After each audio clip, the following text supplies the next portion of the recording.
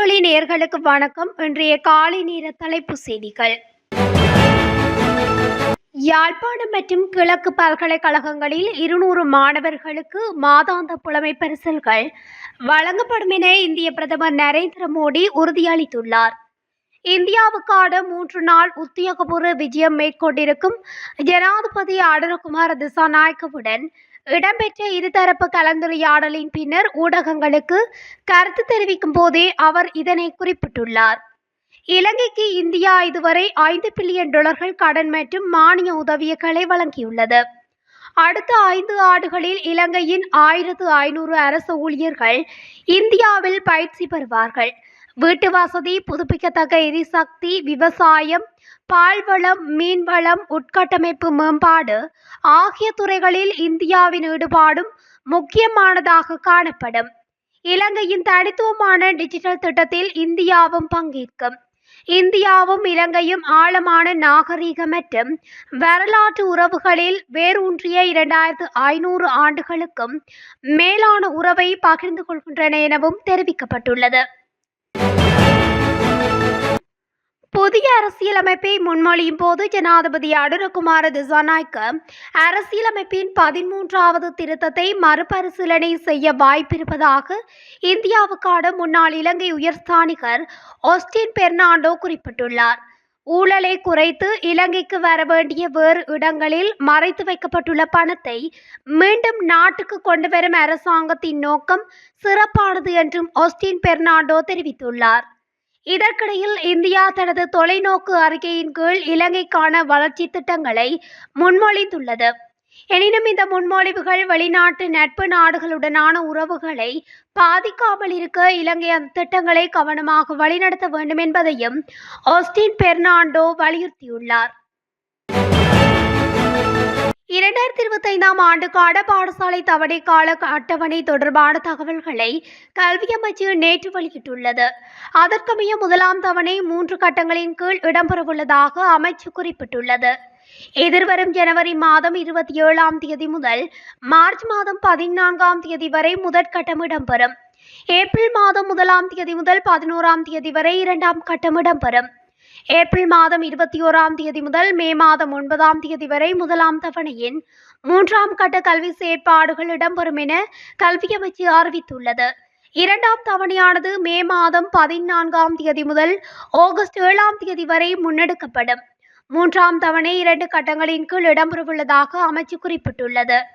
அதற்கமைய ஆகஸ்ட் மாதம் 18ஆம் தேதி முதல் அக்டோபர் 17ஆம் தேதி வரை முதலாம் கட்டம் இடம்பெறவுள்ளது. நவம்பர் மாதம் 17ஆம் தேதி முதல் டிசம்பர் மாதம் 19ஆம் தேதி வரை 2ஆம் கட்ட கல்வி செயற்பாடுகள் இடம்பெறவுள்ளன.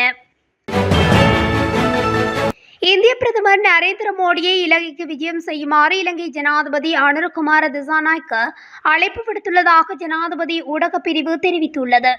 குறித்த சந்திப்பில் ஜனாதிபதி அனுரகுமார திசாநாயக்கவுக்கு இந்திய பிரதமர் நரேந்திர மோடி பகல் போசன விருந்து வழங்கினார்.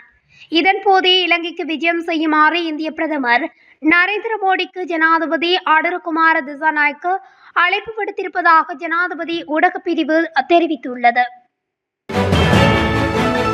பல அத்தியாவசிய பொருட்களுக்கு அதிகபட்ச சில்லறை விலை விதிக்கப்படும் என வர்த்தகம், உணவு பாதுகாப்பு மற்றும் கூட்டுறவு அபிவிருத்தி அமைச்சர் வசந்த சமரசிங்க நேற்று தெரிவித்தார். இந்த நாட்டில் நுகர்வோர் பாரியளவில் சுரண்டப்படுவதாகவும் நுகர்வோர் விவகார அதிகார சபை அதற்கான நடவடிக்கைகளை மேற்கொண்டு வருவதாகவும் அமைச்சர் தெரிவித்தார்.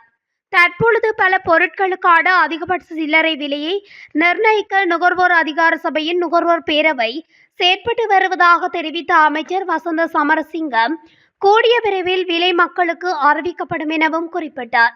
நுகர்வோர் விவகாரங்களின்படி அந்த அதிகபட்ச சில்லறை விலைக்கு உட்பட்ட பொருட்களில் ரொட்டி, குடிநீர் போத்தல்கள், உள்நாட்டில் உற்பத்தி செய்யப்படும் உப்பு, பருப்பு, வெங்காயம், உருளைக்கிழங்கு, பல உணவுப் பொருட்கள், அரிசி, கொத்து உள்ளிட்ட பேக்கரி பொருட்களும் அடங்கும். ஜனாதிபதி அனுரகுமார திசாநாயக்கவிற்கும் இந்திய உபஜனாதிபதி ஜக்தீப் தன்கருக்கும் இடையிலான சந்திப்பு நேற்று பிற்பகல் நடைபெற்றது. கடந்த ஜனாதிபதி தேர்தல் மற்றும் பொது தேர்தலில் கிடைத்த வெற்றிக்கு ஜனாதிபதி அனுரகுமார திசாநாயக்கவுக்கு இந்திய உபஜனாதிபதி வாழ்த்துக்களை தெரிவித்தார். பொருளாதார ஒத்துழைப்பு, விவசாயம் மற்றும் டிஜிட்டல் மயமாக்கல் போன்ற விடயங்கள் குறித்து இதன்போது ஆராயப்பட்டது. அதனைத் தொடர்ந்து இந்திய சுகாதார அமைச்சரும் பாரதிய ஜனதா கட்சியின் தலைவருமான ஜகத் பிரகாஷ் நட்டாவிற்கும் ஜனாதிபதி அனுரகுமார திசாநாயக்கவுக்கும் இடையில் சந்திப்பொன்றும் நடைபெற்றது. ஸ்ரீலங்கா சுதந்திர கட்சியின் தலைமை பதவி தொடர்பான வழக்கில் நீதிமன்றத்தை அவமதித்ததாக கூறி முன்னாள் ஜனாதிபதி மைத்திரிபால சிறிசேனவுக்கு எதிராக தாக்கல் செய்யப்பட்ட மனுவை மீளப்பெற நீதிமன்றம் உத்தரவு பிறப்பித்துள்ளது. குறித்த வழக்கானது நேற்று மேல்முறையீட்டு நீதிமன்றத்தில் விசாரணைக்கு எடுத்துக் கொள்ளப்பட்டது. ஸ்ரீலங்கா சுதந்திர கட்சியின் செயற்குழு உறுப்பினர் மொன்டேக் சரசந்திரவினால் இந்த மனு தாக்கல் செய்யப்பட்டிருந்தது.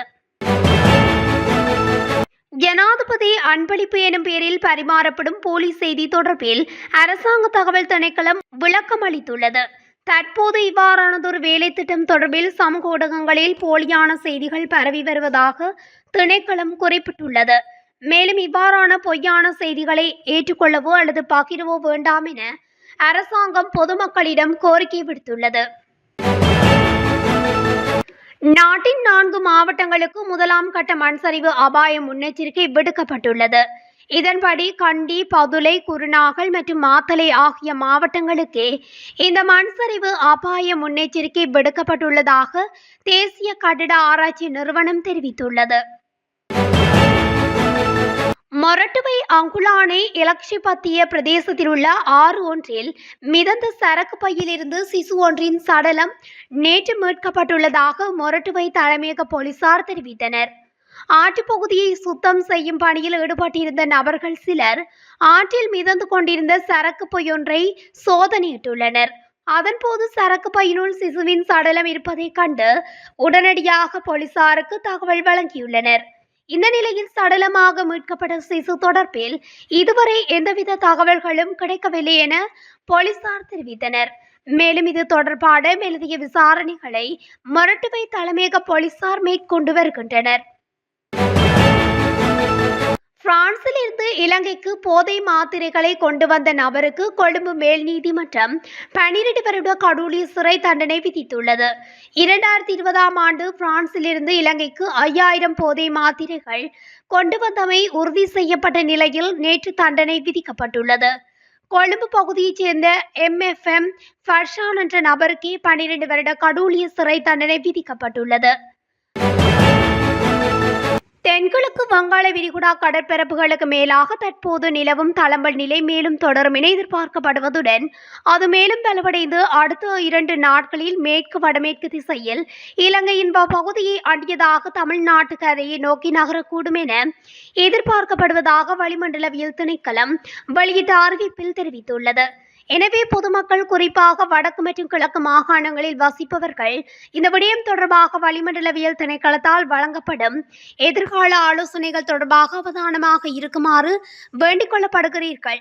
வடக்கு, கிழக்கு, வடமத்திய மற்றும் ஊவா மாகாணங்களிலும் மாத்தளை மற்றும் நுவரெலியா மாவட்டங்களிலும் சில இடங்களில் 100 மில்லிமீட்டர் அளவான பலத்த மழை வீழ்ச்சி எதிர்பார்க்கப்படுகின்றது.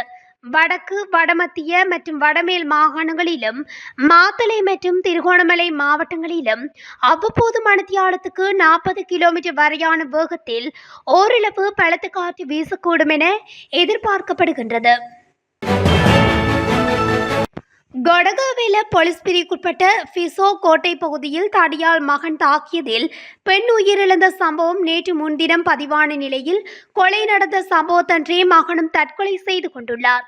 தற்கொலை செய்து கொண்ட குறித்த நபர் 54 வயதுடைய கலப்பாயப்பள்ளி பெத்த பிரதேசத்தைச் சேர்ந்தவர் என்பதுடன் குறித்த நபரை கொலை குற்றத்தில் கைது செய்ய போலீசாரால் தேடப்பட்டிருந்த நிலையிலே சந்தேக நபர் இவ்வாறு தற்கொலை செய்து கொண்டுள்ளார்.